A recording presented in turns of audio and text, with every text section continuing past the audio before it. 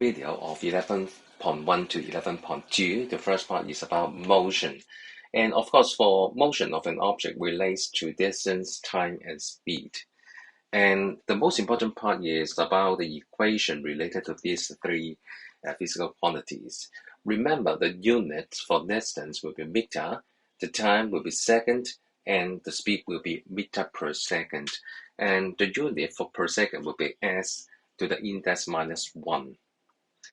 And of course, please bring the calculator with you for the calculation of the average speeds, and we need to collect up to 3 significant figures. And the second part is about the distance time graph. Again, it is very important, and you need to read from the questions that you need to uh, draw your distance time graph. And the points I give to you is that the first one, you need to write down the headings of at the top of the then you have the y-axis about the distance. Remember, y depends on x, so x-axis must be time. And we use a bracket, okay, to write down the unit for the distance and time. And then we draw the points on the graph paper, and then we use, remember, straight lines together with your ruler and connect the points together. And this is how to draw a distance time graph, and I'm sure there will be questions related in the coming term test and also examination. So next we have distance time graph. So how can we get the data from it if I give you the graph? So if I give you the time, you simply read the time, for example, 10 seconds, and then horizontally to find out the distance of the object from the starting point. Or on the other hand, there will be information related to distance. Okay, for example, 400 meter, and I want you to find out the time to travel to that distance. Okay, it will be 25 seconds. So another important note you need to know is to uh, take the observation from distance time graph. For example, if it is at west, okay, we need to know it is a horizontal line. And if it moves at a steady speed, the distance time graph should be a straight line. Okay, and if there is a higher speed, there will be the steeper the slope. So we need to compare the objects by their moving speeds. Furthermore, okay, we need to know something related to uniform and non-uniform motion. So for uniform motion, that means the object is moving at a constant speed with a fixed direction. For example, like the escalator or the belt in the shoes shop. So another motion is called non-uniform motion. For non-uniform motion, that means there will be a changing speed, maybe decelerate or accelerate. That means decreasing the speed or increasing the speed, or we change the direction. So all of them are non-uniform motion. And please, okay, have a look for activity 11.3, which you can using wordings to describe the motion for uniform motion and non-uniform motion. So this is very important for the questions related to description of a motion. So, okay, please chop it into different parts, okay, and then write it down whether it is a uniform or non-uniform motion with a respective explanation. So one is before about distance time graph is again you need to describe the motion, okay, and again you can find it out in the workbook, and I already let you know we need to again okay make it into different parts and then describe the motion within this time intervals. So that's all for 11.1, and for 11.2 is related to force. So the idea of force, okay, either a push or pull on an object. So we use an arrow to represent a force acting on an object. Okay, and the force, if it is a longer arrow, it will be a larger force, and the direction of the force will be indicated by the direction of the arrow.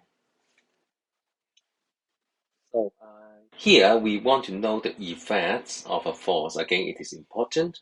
So we have the effect of the force, okay? Like we want to make an object start moving, or we cause the moving object to stop, or we can change it into a faster or slower motion, or we can change the object's moving direction. So here we have the conclusion about the effects of force acting on an object. So in order to measure the force, we use a spring balance, and usually it measured the pulling force of on an object. So the unit for force is Newton, and we use a capital letter N. So if we want to measure the pulling force, we need to use a force sensor together with data logger. So here we use an experiment to show the force using, okay, by means of a spring balance to measure it, okay, and again we can plot a graph that the applied force on a spring balance is directly proportional to the stretch length of the spring inside the spring balance. So that means if we apply a larger force, okay, the spring will stretch more. So what we have next is the different types of forces. Okay, we can divide into contact force or non-contact forces. So for contact forces is of course we make some contact like friction. The non-contact force like this experiment showing magnetic force. Okay, no contact between the two magnets, but there will be a repulsive force, or there will be attractive force moving the magnet through cardboard. So the contact force is the